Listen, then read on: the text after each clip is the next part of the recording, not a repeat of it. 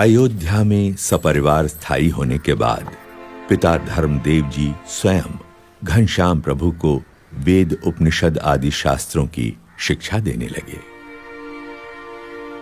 और गणित व्याकरण आदि विषयों का अभ्यास करवाने के लिए उन्होंने पंडित हृदय राम को घनश्याम का अध्यापक नियुक्त किया। हृदय राम प्रतिदिन घर आकर घनश्याम को पढ़ाने लगे। घनश्याम की तीव्र मेधा एवं विलक्षण बुद्धि से अध्यापक हृदय राम हमेशा प्रभावित होते रहते थे। अभ्यास के दौरान कभी-कभी तो यह समझना भी मुश्किल हो जाता था कि अध्यापक कौन है और विद्यार्थी कौन है, कौन पढ़ रहा है और कौन पढ़ा रहा है। समय के साथ-साथ घनश्याम ने वेद उपनिषद आदि सभी शास्त्रों में निपुणता प्राप्त कर ली।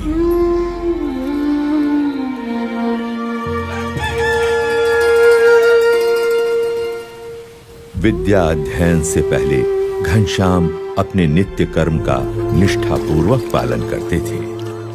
ब्रह्मचर्य आश्रम का जैसे वे मूर्तिमान स्वरूप थे। ओम श्री हनुमते नमः।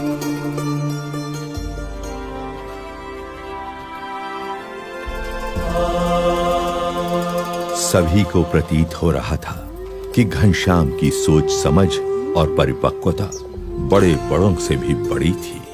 घनश्याम, जलपान कर लो, कब से तैयार करके राह देख रही हूँ। भाभी, मुझे अभी भूख नहीं है। कैसे भूख नहीं है? सुबह से कुछ खाया नहीं। तुम तो जानती हो, मैं ठाकुर जी को भोग लगाकर ही प्रसाद लेता हूँ।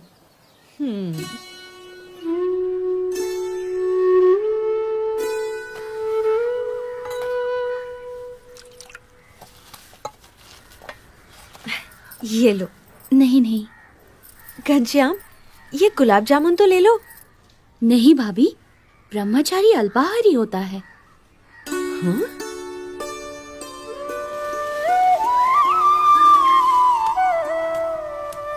ये क्या घनश्याम, जब विश्राम करने के लिए चारपाई है तो जमीन पर क्यों लेटे हो? पिताजी, ब्रह्मचर्य आश्रम त्याग का आश्रम है। इस आश्रम में शरीर संयमित रखना चाहिए। ये भी तप है। इतनी बाल्यावस्था में इतने उच्च विचार, कितना असाधारण है यह बालक।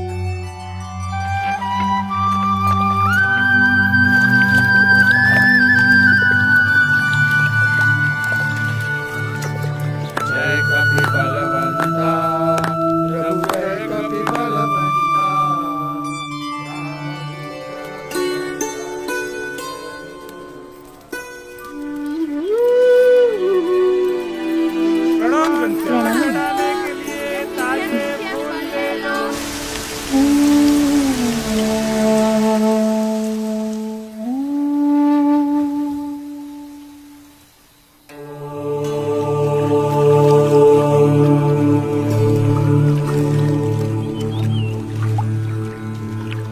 हर एक सूर्योदय के साथ घनश्याम का कोई नया ही चरित्र अयोध्या की धरती पर साकार होता था।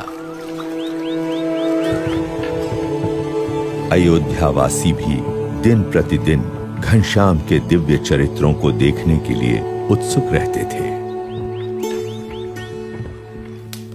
राम प्रताप, शाम हो गई, घनश्याम अभी तक नहीं आया। देख तो कहाँ है? होगा कहाँ, हनुमान घड़ी में बैठा होगा, राम कथा सुनता होगा। आ जाएगा। भगवान की कथा सुनने का उसे इतना शौक है कि बिना बुलाए नहीं आएगा। बोलना, माँ ने मिठाई देने के लिए बुलाया है। हाँ। मजे घनश्याम करता है और ढूंढना मुझे पड़ता है।